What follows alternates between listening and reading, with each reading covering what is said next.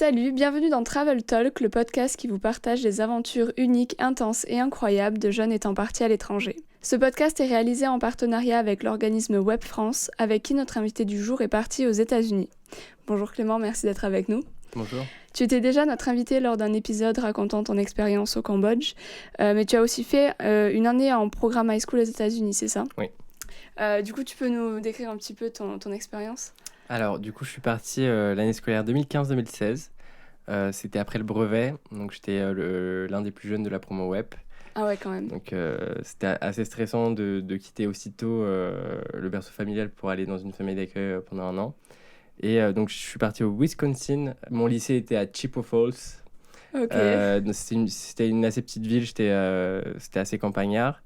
Et j'étais dans une famille d'accueil un peu spéciale. C'était deux couples de retraités. Deux couples ? Un couple de retraités, ok. de deux personnes. Ok. Un couple de retraités qui avait, il me semble, 63 et 73. Ouais. C'est peut-être 10 ans de différence, mais Ok. donc assez vieux. Et on vivait à côté de l'enfant de la mère chez qui j'étais, Ouais. qui, elle, avait 9 enfants et une étudiante échange avec. D'accord. Donc, ils étaient beaucoup à la maison. Et ils avaient la particularité d'avoir tous une condition physique, un handicap Ouais. différent. Donc, c'était une maison quand même assez bruyante. Ouais. Et en fait, du coup, on les rejoignait presque tout le temps. Enfin, en tout cas, pour tous les dîners, les week-ends pour s'amuser, c'était avec eux. Et donc, on était une grosse famille au final, avec 11 enfants et du coup, les 4 parents. Ouais. Le reste du temps, j'étais qu'avec mon couple de retraités à moi, qui était adorable. Je suppose que tu avais des bonnes relations avec elle, du coup. Oui, on avait... En fait, c'est bizarre parce que moi, je m'attendais à partir comme la plupart des gens, comme dans une famille avec d'autres frères et sœurs et tout. Donc, Ouais. et puis, c'était une famille avec qui j'avais beaucoup de différences et donc j'ai dû apprendre à m'adapter à eux, Ouais. parce que c'est à nous de nous adapter. C'était une famille très religieuse. Du coup, je suis allé 3 fois à l'église par semaine. D'accord. Ils priaient avant chaque repas, avant chaque départ en voiture, ce genre de choses. Donc mais en respectant aussi ce qu'on pense. On a eu plein de débats, de toute façon, on a eu un an pour parler. Hein, donc, Ouais, j'imagine. mais ça rapproche. Du coup, je pouvais pas non plus je pouvais pas aller faire du karting avec mon père parce qu'il avait 73 ans, mais on faisait du vélo ou de toute façon, on regardait la télé, on faisait à manger. Hein, c'est 20% de notre temps, on fait ça, mais Comme tout le monde. ouais. T'as un énorme sourire quand t'en Mais en parles, fait, donc je pense que oui, bah t'en gardes de très bons souvenirs. Bah ouais, on y pense plus parce que ça fait 4 ans que je suis revenu maintenant. Et donc, au bout de 4 ans, tu perds un peu contact avec les Ouais. gens. Je parlais encore à mes frères et sœurs d'accueil que j'avais vu rarement, ça c'est fini. Mm. Et maintenant, avec ma famille d'accueil, je sais qu'il y en a qui gardent très très bon contact. Ouais. Je garde mon contact, mais ça reste des joyeux anniversaires, joyeux Ouais. Noël, bonne année et comment ça va, mais c'est 4 fois par an maximum. Et du coup, oui, ça me rappelle d'eux et je suis un peu nostalgique. Mais écoute, il n'y a pas de souci à ça. Moi, j'ai la même. Pas plus tard qu'il y a quelques jours, j'ai fait un FaceTime à ma famille d'accueil. Je ne les avais pas vus depuis peut-être janvier ou quelque chose comme ça.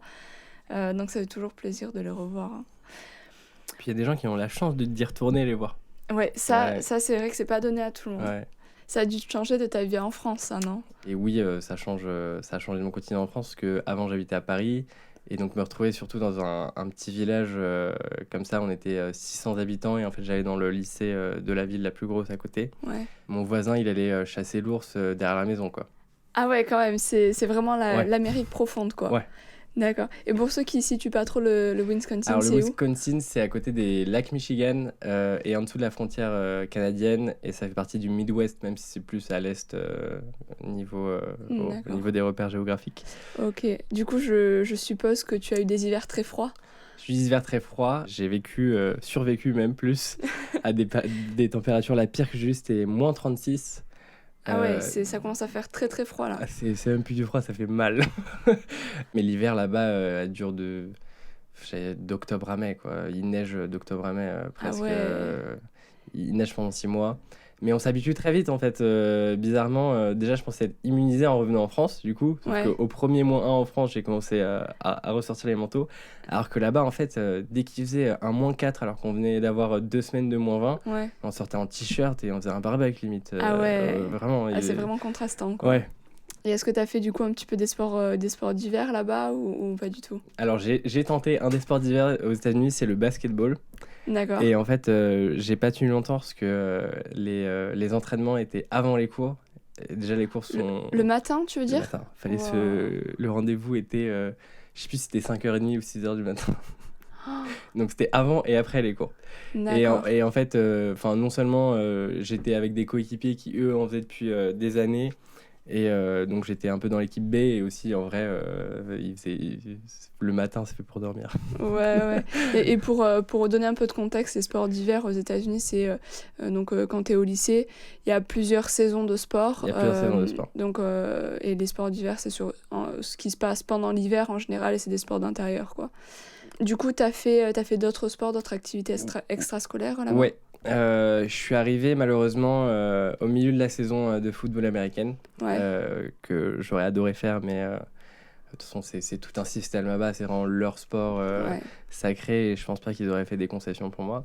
Mais en tout cas j'ai fait de l'athlétisme du coup c'était un sport de printemps D'accord. et ça s'appelle track and field. C'était plus du saut en longueur, du saut en hauteur, du triple saut, enfin en tout cas ça c'est mes spécialités.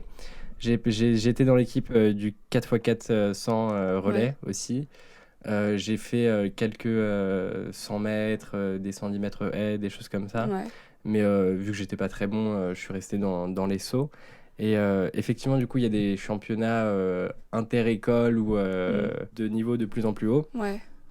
Et avec mon école, on avait fait, ça s'appelle des meetings, genre c'est des rassemblements entre écoles. On en avait gagné pas mal et on était arrivé jusqu'aux States. Donc c'est quand même un des grands championnats du coup par état. Ouais. C'est vraiment un événement en fait. Il y a des fanfares partout. Il y a vraiment beaucoup de monde qui viennent regarder et tout. Et l'objectif c'est de se qualifier aux nationaux. D'accord. Et vous êtes qualifié du coup aux nationaux ou pas? Alors peut-être certains membres de mon équipe, mais en tout cas pas toutes. Et non, moi je suis allé jusqu'aux States. Pour le 4x400 et pour le triple saut. D'accord. Ok. Bah, c'est pas mal, franchement, C'est pas mal, déjà. ouais. Comment est-ce que tu décrirais ton lycée comparé à la France? Beaucoup de choses à dire. Déjà, je m'attendais pas à être aussi surpris que ce soit comme dans les films. On pense que les films, ça fait un peu idéaliser tout ça, mais en fait, c'est leur vie quotidienne. C'est fou, les casiers rouges, les grands stades à côté et à l'intérieur. Enfin, la malbouffe de partout avec des distributeurs à chaque couloir. Ce genre de truc. Et puis les chaises, les fameuses mythiques chaises où la chaise est collée à la table. Et on a du mal à en sortir même. Tout est différent en vrai, que ce soit les horaires, la manière d'enseigner, les classes, les cours qui sont pas tous obligatoires, ça fonctionne par crédit.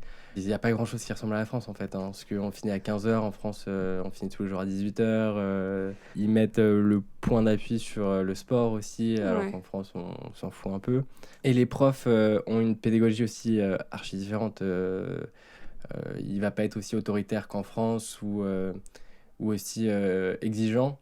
Il va être plus presque pas comme un pote, parce qu'il faut toujours respecter son professeur, mais il va te faire des blagues, il va être là pour toi après les cours si besoin. Et ça, je parle en tout parce que j'ai eu un statut particulier en tant qu'étudiant échange, mais même les profs ont une attitude envers les élèves totalement différente. Ouais, beaucoup plus ouverte et beaucoup plus proche et conviviale, quoi. Ouais. C'est vrai que c'est un atout, on va dire, de l'école américaine, cette relation élève-professeur qui aussi, je pense, encourage un petit peu à apprendre et à faire ses devoirs, tout ça, donner un petit peu plus envie d'aller à l'école, quoi. Mais bizarrement, on sent qu'on apprend moins bien quand même.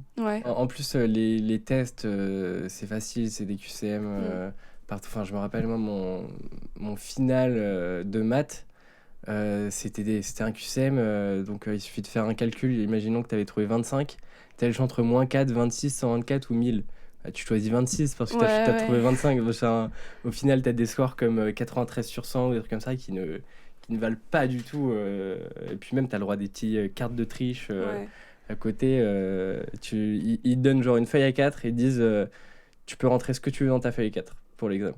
Et du coup, t'écris en patte de mouche, recto verso, tu fais tous les exercices. Enfin, c'est notre en fait, je trouve que c'est pas débile dans le fond parce que quand il t'arrive dans une épreuve dans la vie, tu sors ton téléphone, tu sors Google, tu sors des livres si t'as besoin de livres. C'est pas comme en France où on se retrouve dans un examen de 4 heures sans rien, où c'est que de la connaissance.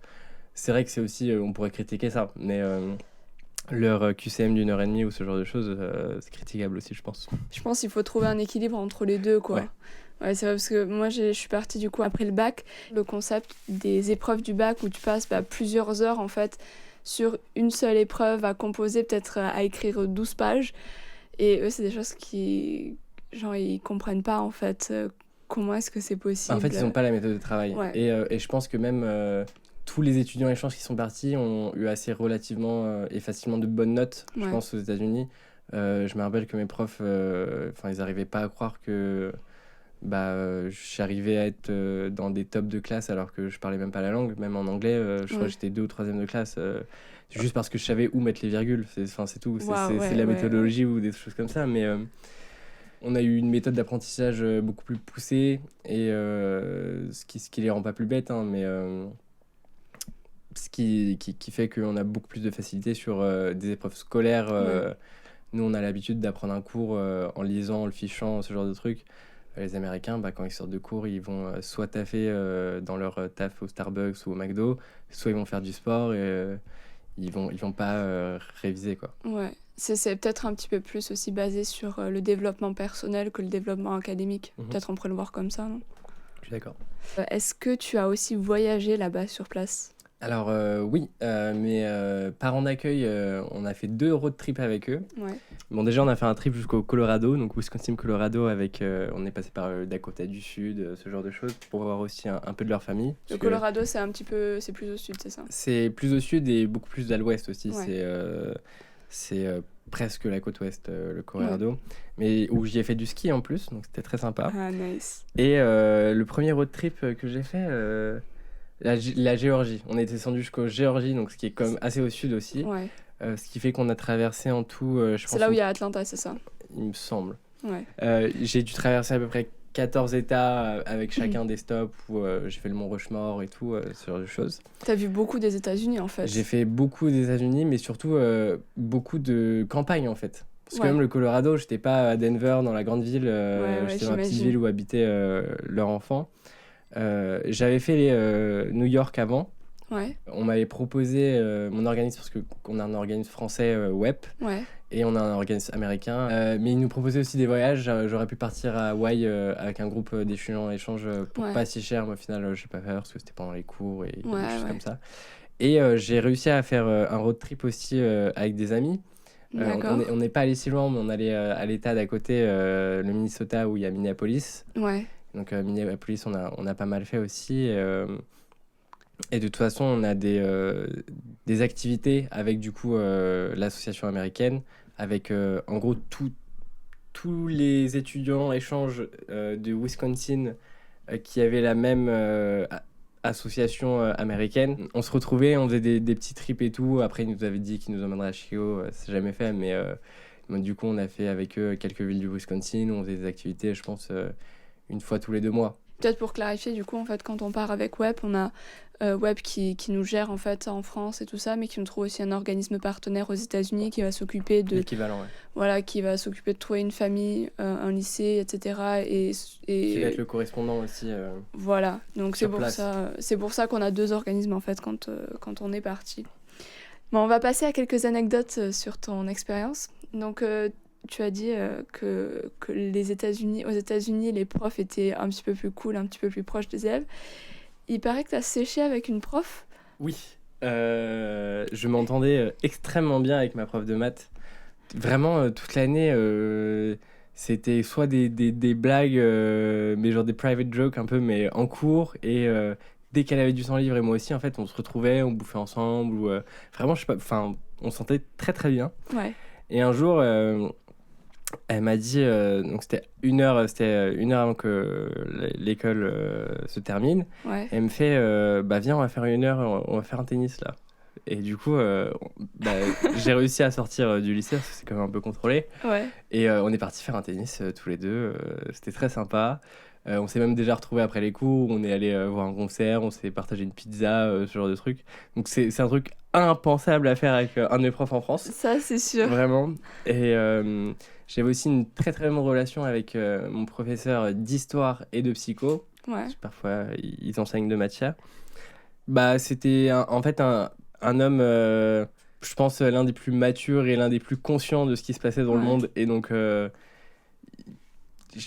me retrouvais bien en lui parce que les Américains, toujours avec des clichés, parce que j'étais un peu le petit Frenchie et ils n'avaient jamais vu de Français avant, en fait. J'étais vraiment dans un coin paumé, donc T'étais le seul étranger, quoi. bah, en tout cas le premier français qu'ils voyaient, ouais.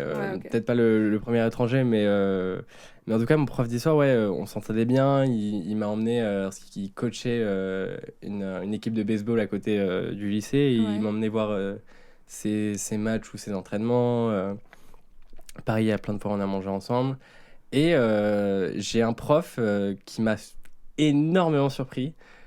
C'est l'histoire de l'affaire de chaussures. Qu'est-ce qui s'est passé? En fait, du coup, je faisais de l'athlétisme, comme on a Ouais. dit, et j'avais pas de super chaussures. Et bah, quand on est aux États-Unis, on est un peu sous un budget. Ouais. Moi, il me semble que j'avais à peu près 300 € pour me débrouiller par mois, et ça comptait le lunch à l'école, comme bah, le coiffeur. Enfin, j'avais pas de parents qui pouvaient payer pour moi, donc on avait un budget. Et donc m'acheter de nouvelles chaussures, c'était pas dans mes priorités parce que ça coûte une centaine de dollars. Et en fait, du coup, pour essayer de voir ce qui se passait en France en même temps que le lycée aux États-Unis, je suivais un peu le programme de maths et de physique en France. Ouais. Et donc parfois, quand j'avais des petites questions que je ne comprenais pas, j'allais voir les profs du MATLAB. Donc il y avait parfois ma prof de maths à moi, et parfois il y en avait d'autres, mais toujours aussi serviables et bienveillants. Ils m'aidaient. Et un jour, ce prof de maths, il m'avait vu, parce que les profs parfois ils viennent regarder les entraînements et tout. En fait, il y a vraiment une vie de communauté au lycée. Il m'a vu que j'avais pas de super chaussures pour courir et tout. Et alors qu'il m'avait peut-être aidé une fois sur un exercice dans ma vie, il est venu genre une semaine après et il m'a offert des chaussures. Waouh. Il m'a, ouais. Comme ça, sans mais te comme ça, il me demander. dit, il me fait, ah, regarde et tout, c'est ta taille. Et je fais, bah ouais, et tout. Il me fait, bah tiens. Et j'étais en mode, enfin, j'ai pas compris, évidemment. Enfin, c'était, bah en fait, l'une des preuves de gentillesse que j'ai vécu dans ma vie les plus extraordinaires, je pense, parce que vraiment je m'y attendais pas, il me devait rien. Et du coup à la fin de l'année, quand ma mère est venue me voir pour voir comment ça faisait, je lui ai demandé de lui ramener, je crois, un t-shirt de rugby de la France, qu'il aimait bien le rugby ou un truc comme ça, mais vraiment je le connaissais pas tant que ça, hein. C'est encore fou aujourd'hui. Bah, juste gentil, quoi. Il m'a apporté une paire d'Asics que j'ai toujours, du coup. Elle te va toujours? Ouais. Okay. Non, j'avais bien couru avec. Bah, c'est un bon investissement de sa part. Est-ce que tu veux nous raconter ta Saint-Valentin? Alors, ma Saint-Valentin. Si c'est oui, okay, parce qu'en plus, ça engage un sujet important, c'est les relations qu'on a pendant une année aux États-Unis. C'est qu'en fait, nous, on se rend pas compte et on a envie de profiter en tant qu'il y a eu un échange. Mais j'ai l'impression, en tout cas, que les Américains, en fait, dès qu'ils te voient, ils savent que tu vas partir. Ouais. Et donc, il y a bien que tu sois un peu le crush de tout le monde parce que t'es exotique, entre guillemets. Les gens, ils vont jamais rien vouloir de sérieux avec toi parce que là-bas, t'as un enfant à 20 ans et tu te maries à 20 ans. En tout cas, à la campagne, en plus, plus de la moitié de mes amis de là-bas sont casés, ont déjà fait leur vie, sont homeowners. Alors que moi, je suis encore à la fac. C'est complètement différent. C'est complètement différent. Et du coup, les gens, en fait, ils savent que tu vas repartir. Et donc, c'est un truc qui m'a beaucoup surpris parce que je m'attendais pas à avoir peut-être autant de difficultés sentimentales. Et au final, je m'étais très bien entendu avec une étudiante d'échange allemande et je me suis dit, bah, du coup, pourquoi pas. Et en fait, la même chose dans sa tête. Mais du coup, la petite anecdote marrante, c'est que du coup, Saint-Valentin en février, Ouais. on est au Wisconsin, donc il fait à peu près moins 25 degrés. Et en fait, c'était la veille de la Saint-Valentin, alors j'avais préparé un bon date. Elle commence à avoir des doutes et donc je me dis, ok, je vais aller chez elle, c'est pas très loin, c'est à 3 km. Je prends le vélo, il est 22h et... Il neigeait, non? Non, il neigeait pas forcément, il gelait quoi. Ok, ouais. C'est vraiment un sentiment de brûlure sur la peau, du froid intense comme ça. Et en fait, j'avais tellement froid frigorifique que je suis tombé de mon vélo, j'étais par terre dans la nuit pendant 10 minutes et je me suis vraiment dit, si je me relève pas, je vais vraiment mourir parce que je sens vraiment il faisait froid.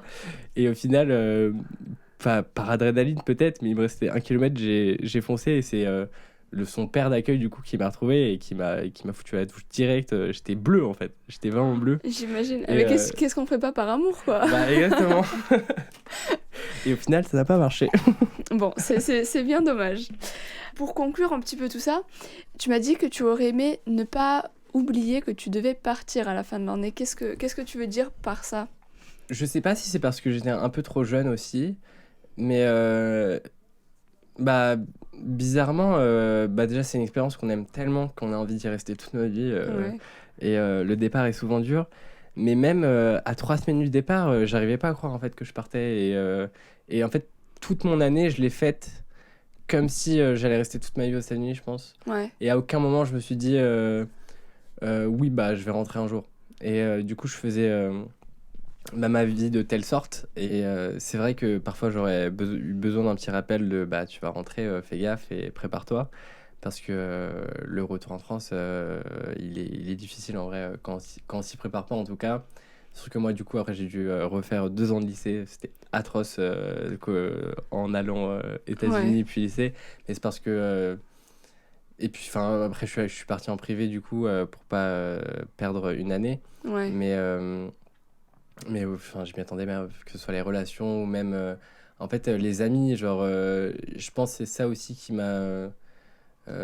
beaucoup frappé, c'est que en fait il y a plein de gens des États-Unis dès qu'ils viennent à Paris, bon il y en a eu 4 ou 5 pas énormément, Ouais. mais je suis archi content de les voir, on se voit, on se parle pendant 2 semaines, mais je pensais rester en contact avec beaucoup plus de gens que ça. Ouais. Et au final après il y a aussi beaucoup d'années, mais la première année tu commences à parler encore à des gens et puis en fait quand tu te rends compte que tu vas plus jamais les voir, t'arrêtes de leur parler, hein. Ouais, C'est un peu triste. loin des yeux, loin du cœur, Voilà. qui s'installe petit à petit. Mm.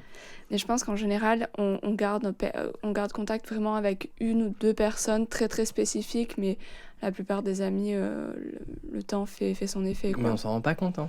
Je sais pas si t'as fait le même effet, toi. Ouais, moi ça m'a fait un peu le même effet. Là, pareil, la première année, je parlais à pas mal de monde, et là, j'ai vraiment qu'une poignée d'amis avec qui j'ai partagé des expériences très, très fortes là-bas sur place, donc je pense que c'est pour ça qu'on se parle encore aujourd'hui.